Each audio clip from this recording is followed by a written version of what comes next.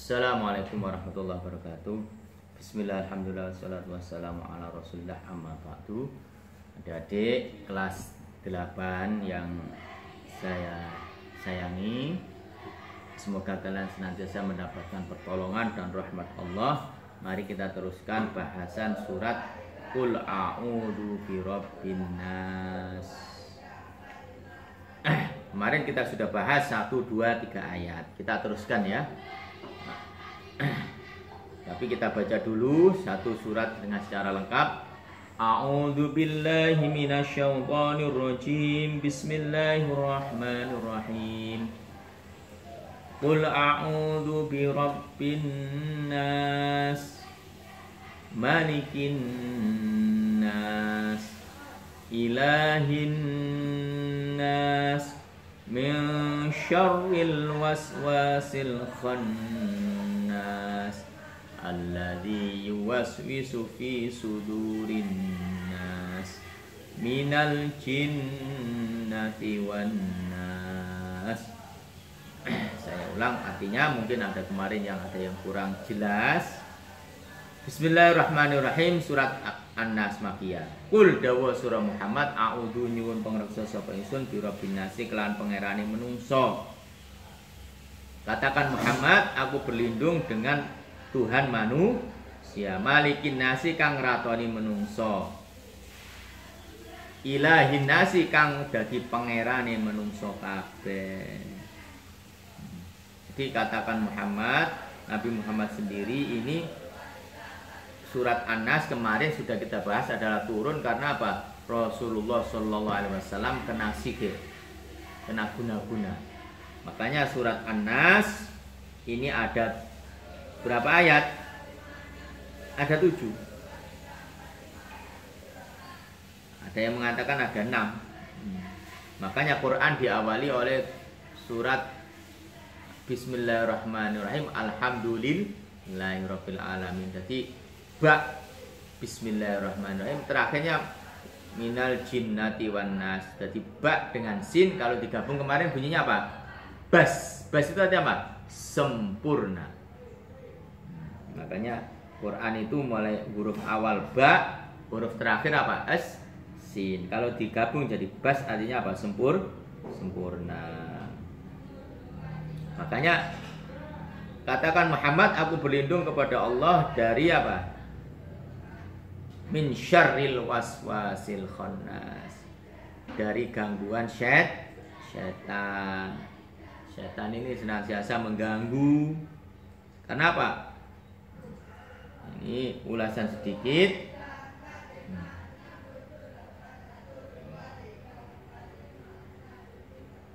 Jadi manusia ini pertama kali dia tahu Tuhannya. Jadi makanya ila qulaudu birabbin nas. Apa artinya Rabbin nas? Rabbi yang mengatur manusia. Jadi coba sampean bayangkan, sampean mulai dari kecil, sperma ayah dan ibu diatur oleh Allah sehingga menjadi segumpal darah, segumpal daging, segumpal janin. Kemudian usia 4 bulan mulai dipasang nyawa, bentuknya belum sempurna, hanya kepalanya yang besar, badan dan kakinya kecil. Kemudian 9 bulan bentuknya mulai agak sempurna, lahir, belum bisa apa-apa. Umur 1 bulan, 1 bulan setengah baru melihat, artinya baru umur 3 bulan baru tengkurap atau baru bisa nyonggok bulu. Umur 1 tahun baru bisa mulai belajar berjalan. Nah, kenapa Allah mengatur demikian?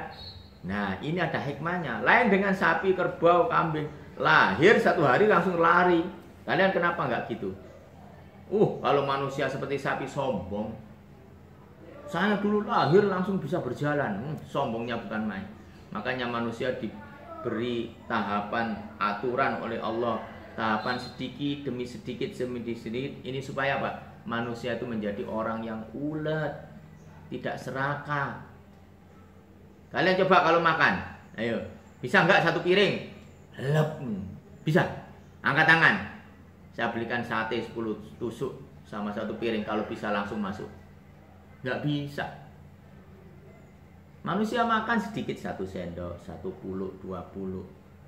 Karena aturan manusia itu harus sedikit-sedikit. Kalian belajar juga sedikit-sedikit. Nggak bisa kalian satu kitab langsung wup. Bisa, kitab ini dibakar kemudian buat kopi. Kopi kitab. Langsung habis satu kitab.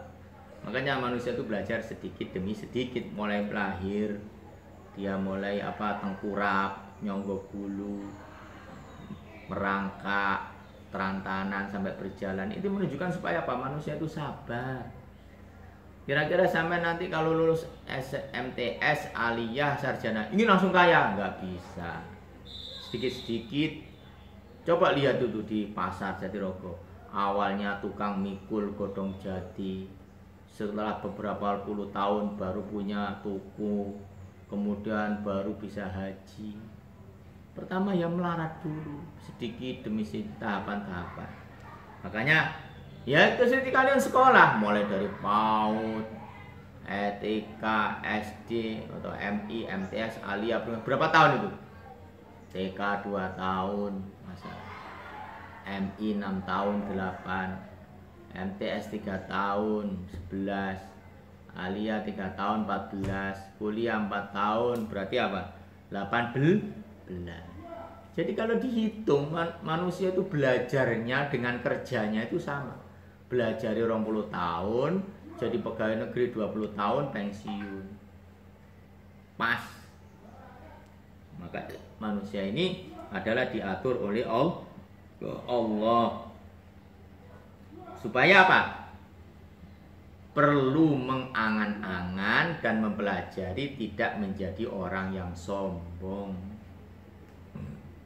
Tidak menjadi orang yang sombong.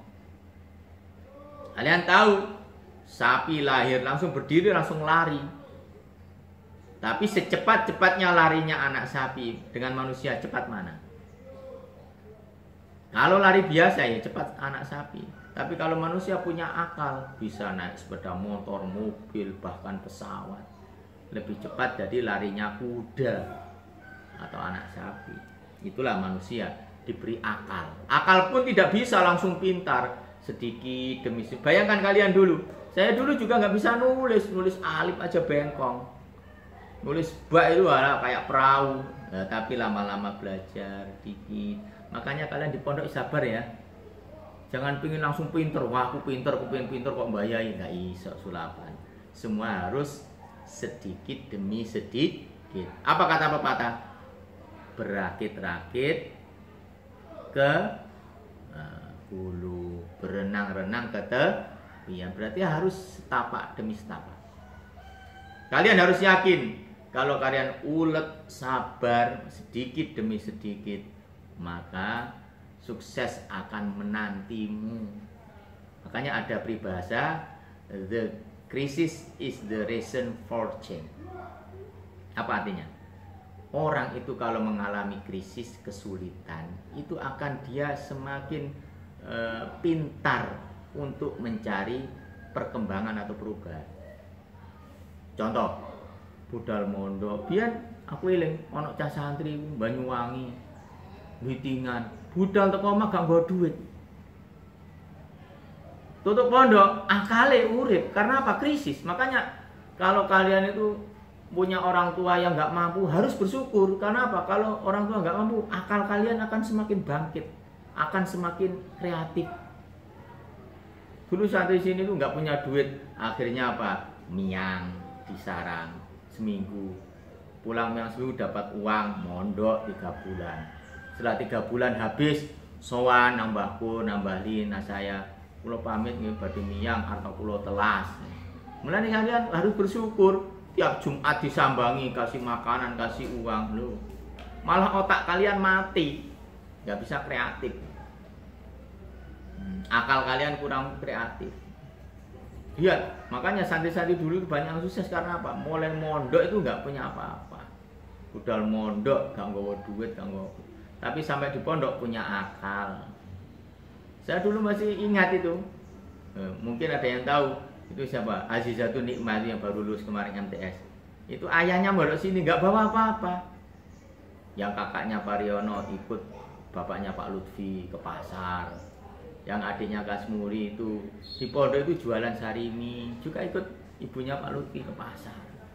Kalau dapat uang buat bekal untuk mengaji.